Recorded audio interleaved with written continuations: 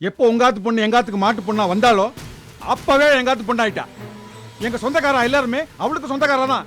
நாங்க எங்கெல்லாம் போறோமோ அவங்க வந்து தான் ஆகணும். உங்களுக்கு எதிரிங்கிறதுக்காக நாங்க அவளெல்லாம் பகைச்சிக்க முடியாது. என்ன சொன்னேன்? கட்டி கொடுத்தாச்சுன்னா அவ எங்க பொண்ணு இல்லைன்னு ஆயிடுவாளா? அவ நாங்க பெத்து வளர்த்த பொண்ணு. இந்த பாருங்கம்மா, எப்ப அவ கழுத்துல தாலி ஏறித்தோ, எப்ப அப்பாவோட இன்சியலுக்கு பதிலா புருஷனோட இன்சியல் வந்ததோ அப்பவே எல்லாம் மாறி போயிடுது. எல்லாமே மாறிடுச்சுன்னா அப்பா அம்மா இல்லைன்னு ஆயிடுமா? பத்மஜா, என்னடி இது வந்த இடத்துல வம்ப வளர்த்துன்னு இருக்க?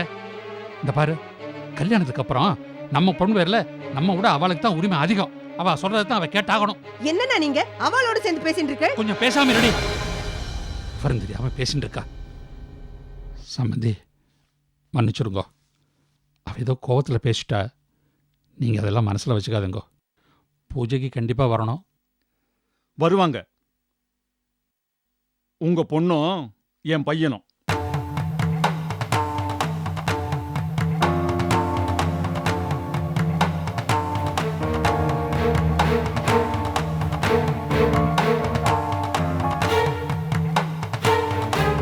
எப்ப சம்பந்தி அம்மா தரக்குறைவா பேச ஆரம்பிச்சாங்களோ அப்பவே எல்லா சம்பந்தமும் முறிஞ்சு போச்சு.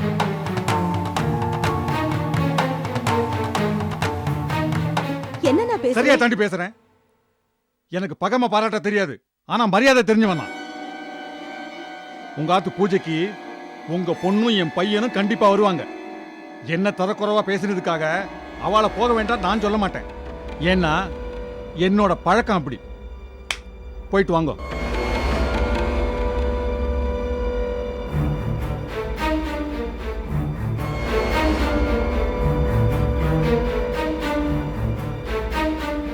அவர் கொஞ்சம் முன்கோபி. நீங்க ஒண்ணும் நினைச்சுக்காதீங்க, நான் அவரை கூட்டிட்டு வரேன். நான் ஒண்ணும் தப்பா பேசலையே. பத்தோ போறோம், போலாம் வா. அப்பா, கோதை, மாமனார் மாப்பிள்ளை என்ன சொல்றாளோ அதை கேட்டு நடந்துக்க முதல்ல பழகிக்கோ. வரேன் சம்பந்திமா. வாங்க வரேன் கோத, வரேங்க. வாங்க.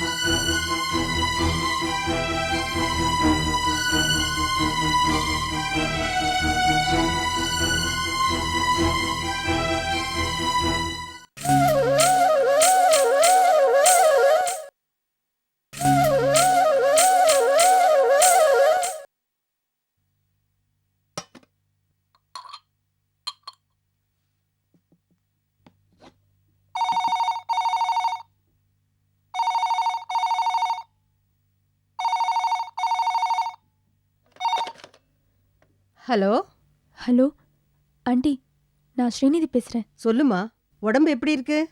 அதெல்லாம் ஒன்றும் இல்லை ஆண்டி. வீட்டில் தனியாக இருக்க ரொம்ப போர் அடிச்சுது. பேச்சு துணைக்கும் யாரும் இல்லை, அதான் ஃபோன் பண்ண ஆண்டி. ஃபோன் பண்றதுக்கு நேர்லயே வந்து கொஞ்ச நேரம் பேசிட்டு போயிருக்கலாமே. எனக்கும் ஆசை தான் ஆண்டி, ஆனால் பார்க்குறவங்க என்ன நினைப்பாங்களோன்னு தான் வரல. இது வரைக்கும் நான் தனிமையை உணர்ந்ததில்லை ஆண்டி. ஆனால் கலகலப்பான உங்கள் ஃபேமிலியில் 3 நாள் இருந்துட்டு வந்ததுக்கப்புறம் தான் தனிமைங்கிறது எவ்வளோ கொடுமைன்னு எனக்கு தெரியுது. என்னம்மா இப்படியெல்லாம் பேசுற? உனக்கு நாங்கள்லாம் இருக்கோம். நிஜமா? நிஜம்மா. உங்கள் வீட்டில் எல்லாருமே எனக்கு ரொம்ப பிடிச்சிருக்கு ஆண்டி. எப்போவுமே கலகலப்பாக காமெடியாக பேசுகிற தாத்தா, அன்பை வாரி இறைக்கிற நீங்கள், சின்ன சின்ன மேஜிக் பண்ணுற ஷியாம், அக்கறையாக விசாரிக்கிற ஷியாமோட அப்பா, விட்டு கொடுத்து வாழணுங்கிற எண்ணத்தோடு இருக்கிற கண்ணன், எல்லாருமே ரொம்ப பிடிச்சிருக்கு. எங்கள் வீட்டில் என்னை என்டர்டெயின் பண்ணுறதுக்கு எங்கள் அப்பா நிறைய வாங்கி வச்சிருக்காரு. ஆனால் அதெல்லாம் விட உங்கள் வீட்டு அட்மாஸ்பியர் தான் எனக்கு ரொம்ப பிடிச்சிருக்கு. உங்கள் வீட்டில் ஒருத்தியாக இருக்கக்கூடாதான்னு ஆசையாக இருக்கு. எதுக்குமா சுத்தி வளைக்கிற? என்ன சொல்லணும்னு ஆசைப்படுறியோ அதை நேரடியா தைரியமா சொல்லு. அது வந்து ஆண்டி, என்னம்மா, நீ ஒரு ஆபீஸையே அடக்கி ஆள்ற பொண்ணு. 10-15 பேரை உன் விரல் அசைவிலேயே அடக்கி வச்சிருக்க. நீ என்னத்துக்கு தயங்குற? தைரியமா சொல்லு. காலையில் உங்கள் வீட்டில் என்ன விளக்கேற்ற சொன்னீங்க. அந்த விளக்க காலம் பூரா ஏற்றணும்னு ஆசைப்படுறேன். உங்கள் ஆத்துக்கு மாட்டு பொண்ணா வர ஆசைப்படுறேன். அது சரி, எங்க ஆத்துல எல்லாரையும் உனக்கு பிடிச்சிருக்குன்னு சொன்ன. ஆனா ராகவனை பத்தி ஒரு வார்த்தை கூட சொல்லலையே நீ. கட்டிக்க போறவரோட பேரை சொல்லக்கூடாதுல்ல ஆண்டி? சமத்து தான். எனக்கு கூட நீ இந்த ஆத்து மாட்டுப்பொண்ணா வரணும்னு ஆசை இருக்கு. ஆனா எங்களை விட நீங்க அந்தஸ்துல வசந்தவா. அதான் எப்படி கேக்குறதுன்னு. உங்க அன்புக்கு முன்னாடி அந்தஸ்தும் வசதியும் பெருசு கிடையாது ஆண்டி. நீ சொல்லிட்டா போதுமா? உங்க அப்பா ஒத்துக்க வேண்டாமா? எங்க அப்பா என் ஆசைக்கு எப்பவுமே குறுக்க இருக்க மாட்டாரு. நிச்சயமா நிறைவேற்றி வைப்பாரு. சந்தோஷம்மா. உங்க அப்பா வந்ததும் நீ உன் விருப்பத்தை சொல்லி ராகவன் அப்பா வண்ட பேச சொல்லு. நானும் அவரண்ட இதை பத்தி பேசுறேன். எல்லாம் கூடி வந்தா உன்னோட ஆசை என்னோட ஆசை எல்லாம் நிறைவேறும். முதல்ல அவர்கிட்ட சொல்லுங்க. அவர் என்ன சொல்ல போறாருன்னு தெரியலையே. யாரு? ராகவனா? அவன் உன்னை விழுந்து விழுந்து கவனிக்கும் போதே தெரியல அவனுக்கு உன் மேல எவ்வளவு ஆசைன்னு. கவலைப்படாத. உங்க அப்பா சம்மதிச்சிட்டா நீ தான் எங்காத்து மாட்டு பொண்ணு. அதுல எந்த மாற்றமும் இல்ல.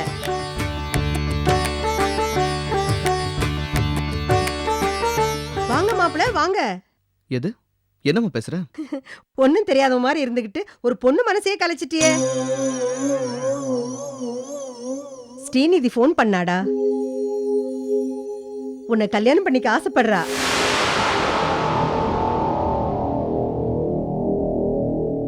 அதிர்ஷ்டக்காரன்டா நீ. உன்னை கேட்டு சொல்ல சொன்னா என்ன சொல்லட்டும்?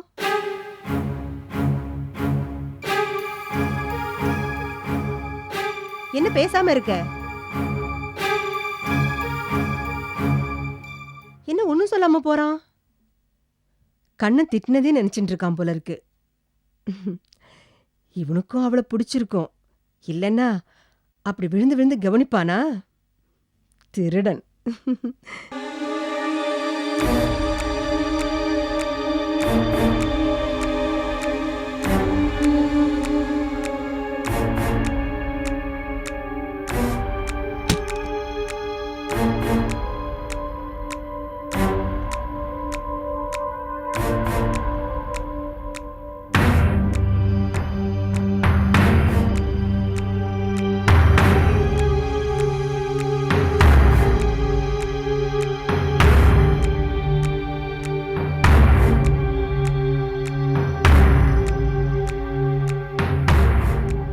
எனக்கு பிடிச்சதை விட உங்களுக்கு பிடிச்சதை ஆர்டர் பண்ணா எனக்கு ரொம்ப சந்தோஷம்.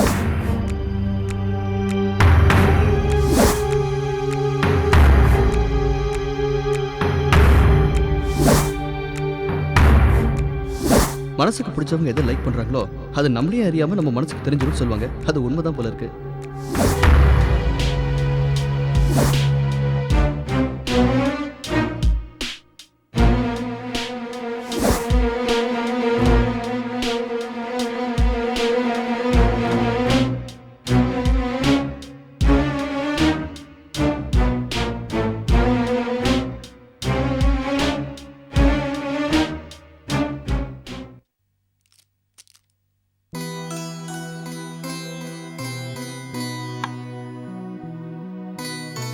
எங்க போயிட்டு வர?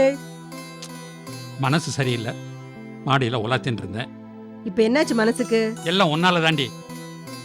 தன்னால மனஸ்தாபத்தோட இருந்தா கோதையும் மாப்பிளையும். இப்பதான் மனசு மாறி அவ 2 பேரும் ஒன்று சேர்ந்தா. பெருமாள் கிருபையில கோதையும் உண்டாயிருக்கா. அந்த சந்தோஷத்துல பங்கத்தை ஏற்படுத்தி வந்துட்டியடி. அதுக்காக நமக்கு பிடிக்காத ரங்கநாத ஆத்துக்கு கோதை அழிச்சுட்டு போனது கேட்க கூடாதுன்னு சொல்றீங்களா? அதுக்கு ஒரு முறை இருக்கு. பக்குவமா நிதானமா எடுத்து சொல்லியிருந்தா அவளும் புரிஞ்சுட்டு இருந்திருப்பா. அதை விட்டுட்டு தாம் தூம்னு குதிச்சு எப்பவும் கோவம் வராத சம்பந்திக்கு கோவத்தை வர வச்சுட்டியே. நீங்க எப்பவும் இதேதான் சொல்லிட்டு இருப்பேன். நான் எதை செஞ்சாலும் உங்களுக்கு தப்பா தானே தெரியும். பத்துவனை செஞ்சது தப்பு தான். மாவிளக்கு பூஜைக்கு வர மாப்பிள்ளைட்ட மன்னிப்பு கேட்டுடும். அதுதான் நமக்கு நல்லது, கோதைக்கு நல்லது. நாம எதுக்கு மன்னிப்பு கேட்கணும்? நம்ம கோதைய அந்த ஆத்துக்கு அழிச்சுட்டு போய் அவ மனசு நோகடிச்சது அவ. நியாயமா அவாதான் மன்னிப்பு கேட்கணும். என்னடி புரியாம பேசிட்டு இருக்க? நாம பொண்ணை கொடுத்துருக்கோம், நம்ம தான் பணிஞ்சு போகணும். இப்படித்தான் பொண்ணை கொடுத்துருக்கோம்னு உங்க தங்கச்சி விஷயத்துல ரங்கநாதன் பணிஞ்சு போனேன். என்னாச்சு? அந்த ரங்கநாதன் உங்க தலை மேல உட்காந்து கொட்ட ஆரம்பிச்சிட்டார். அந்த மாதிரி நம்ம கோதை விஷயத்துல நடக்கணுமா? நான் விட மாட்டேன். இதோ பாருங்கண்ணா, என் பொண்ணு கொடுத்த இடம் தான் ஒத்து வரல. ஆனா நான் பொண்ணு எடுக்கிற இடம் என் மனசுக்கு ஒத்து வர்றதா இருக்கு. உனக்கு பிடிச்ச பொண்ணு உங்க அண்ணா பொண்ணு ராதிகா தான். ராதிகா மட்டும் இல்ல, ராகவனுக்கு எடுக்க போற இடமும் என் மனசுக்கு பிடிச்சதாதான் அமைஞ்சிருக்கு. என்னடி சொல்ற? ராகவனுக்கு பொண்ணு பார்க்குற இடமா? எனக்கு தெரியாமலே ராகவனுக்கு பொண்ணு பார்த்துட்டியா? நான் போய் எங்க பார்த்தேன்? பொண்ணே வலிய வந்து பேசினா. நம்ம ஸ்ரீநிதி தான். இப்பதான் நான் மாத்துக்கு ஃபோன் பண்ணி உங்க ஆத்து மாட்டு பொண்ணா வர ஆசைப்படுறேன்னு சொன்னா. எனக்கும் அந்த எண்ணம் இருந்தது. நான் ஓகேன்னு சொல்லிட்டேன். நீ ஓகே சொன்னா போறோமா? அவ அப்பங்கிட்ட கேட்க வேண்டாமா? இது கண்டிப்பா நடக்கும்னு என் மனசுக்கு தோன்றது. நடக்கும், கண்டிப்பா நடக்கும். ஏன்னா இத்தனை நாளா ராகவனுக்கு நாம பொண்ணு தேடின்னு இருந்தோம். இப்ப தானா வந்து அமைஞ்சிருக்கு. எனக்கும் அந்த பொண்ணு ரொம்ப பிடிச்சிருக்குன்னா. இத்தனை நாளா அந்த ஆபீஸ்ல வேலை செய்யறான். அப்பெல்லாம் அவன் மேல காதல் வராத பொண்ணுக்கு நம்ம ஆத்துல வந்து பார்த்ததும் அவன் மேல ஆசை வந்திருக்குன்னா அது பெரிய விஷயம் இல்லையா? அந்த குணம் ஸ்ரீநிதி கிட்ட எனக்கு ரொம்ப பிடிச்சிருக்குன்னா. அவ்வளவு அஃபெக்ஷன் உள்ள பொண்ணு நம்ம குடும்பத்தை நன்னா பாத்துப்பான்னு நான் நினைக்கிறேன். சரி, நீ சொல்றது சரிதான். அவ அப்பாட்ட பேசி பார்ப்போம். சரிண்ணா, அவர் அப்பா ஓகே சொல்றாருன்னே வச்சுக்குங்கோ. கண்ணன்ட பேசி சீக்கிரமா கல்யாணத்தை முடிச்சிடுங்கோ. என்னடி நீ? அவன் தான் அன்னைக்கே செஞ்சுடலான்னு சொல்லிட்டானோ இல்லையா? ஆமா ஆமா, அதுவும் சரிதான். அப்புறம் ராகவனுக்கு கல்யாணம் ஆனா அவனுக்கு ஒரு ரூம் வேணும். அவனுக்கு ரூம் கட்டிடுங்கோ. அப்படியே ஷியாமுக்கும் ஒரு ரூம் கட்டிடுங்கோ. நீ சொல்றது சரிதான். ஆனா இவ நடந்துக்கிற விதத்தை பார்த்தா நமக்கு அப்புறம் ஒத்துமையா இருப்பாளாங்கிறது சந்தேகமா இருக்கே. அதனால தனித்தனியாவே வீட்டை கட்டி கொடுத்துருவோம். என்ன சொல்ற? நம்ம பிள்ளைங்களை நாமளே பிரிச்சு வைக்கிறதா? என்னடி நீ? எனக்கு மட்டும் ஆசையா என்ன? இந்த பாரு, நாம இருக்கும்போது இப்படி சண்டை பிடிச்சுட்டு இருக்காளே, நமக்கு அப்புறம் எப்படி இருப்பாளோ? நன்னா இருக்கு நீங்க சொல்றது. அவ 3 பேரையும் உங்களால பிரிஞ்சு இருக்க முடியுமா? இல்ல நினைச்சுதான் பார்க்க முடியுமா? முடியாதோனா? முடியாதோனா? அப்படிதான் நம்ம பசங்களும். அண்ணா தம்பிக்குள்ள சின்ன சின்ன சண்டைகள் வரும். அடிச்சுப்பா சேர்ந்துப்பா. எல்லா குடும்பத்திலும் இத மாதிரிதான் நடக்கும். அப்படிதான். அதனால பாசம் இல்லாம இருந்துட்டாளா? அன்னைக்கு கண்ணனை போலீஸ் அரெஸ்ட் பண்ணிட்டு போனதும் முதல்ல பதறினது ஷாம் தான். அவன் போய் ராகவனுக்கு போன் பண்ணி சொன்னான். ராகவன் தான் போய் கண்ணனை அழைச்சிட்டு வந்தான். வெளிப்பார்வைக்கு அவளுக்குள்ள பாசம் இல்லாத மாதிரி தெரிஞ்சாலும் 3 பேரும் ஒருத்தர் மேல் ஒருத்தர் உயிரே வச்சுட்டு இருக்கா. ஒன்னா இருந்தா எனக்கும் சந்தோஷம் தான் பத்து. ஆனா அவளுக்குள்ள கருத்து வேறுபாடு வந்துடக்கூடாதுங்கிறதுக்காக தான் தனி கொடுத்தன வைக்கலான்னு சொன்னேன். ஒன்னா இருந்து சண்டை பிடிச்சுக்கிறத விட விலகி இருந்து பழகிறது நல்லது தானே? அவ 3 பேரையும் யாராலையும் பிரிக்க முடியாதுன்னா. ஏன் நீங்களும் நானும் நினைச்சா கூட முடியாது. நம்ம கண்ணனும் ராகவனும் ராமர் லக்ஷ்மணனா, நம்ம ஷியாம் பரதன். அந்த ராம லக்ஷ்மணனை பரதன் பிரிஞ்சிருக்க காரணம் ஒரு கூனி தான். ஆனா எந்த கூனி வந்தாலும் நம்ம பசங்க பிரிய மாட்டாங்க.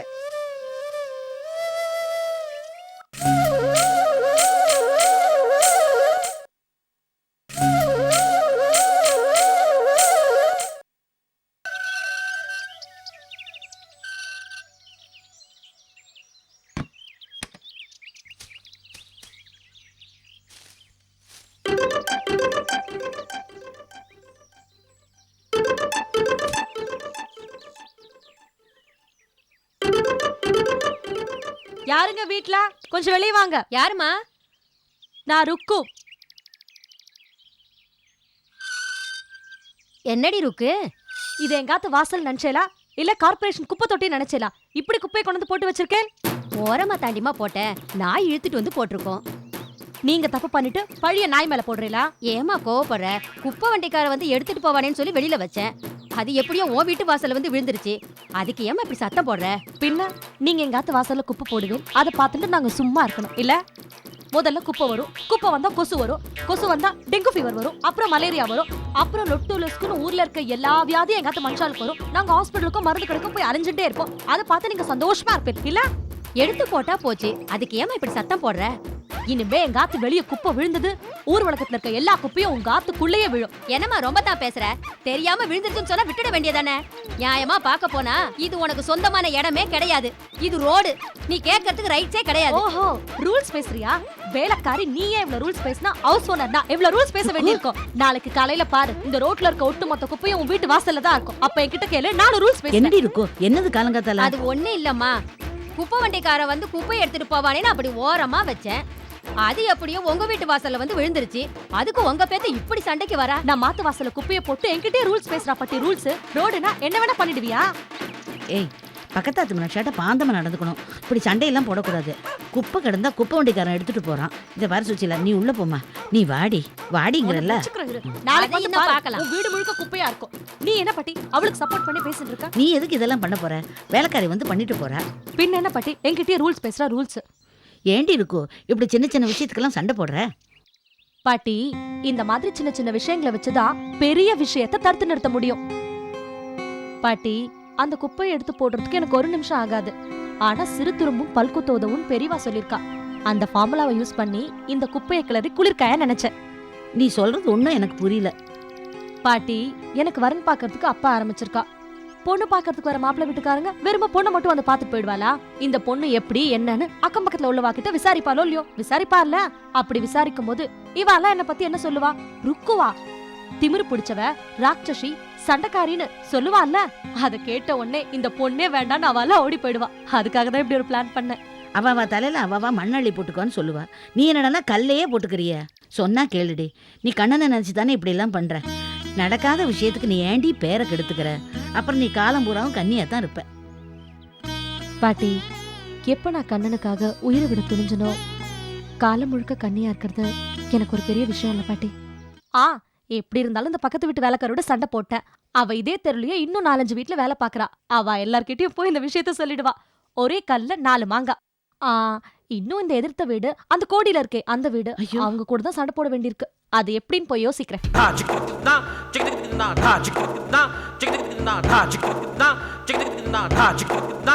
na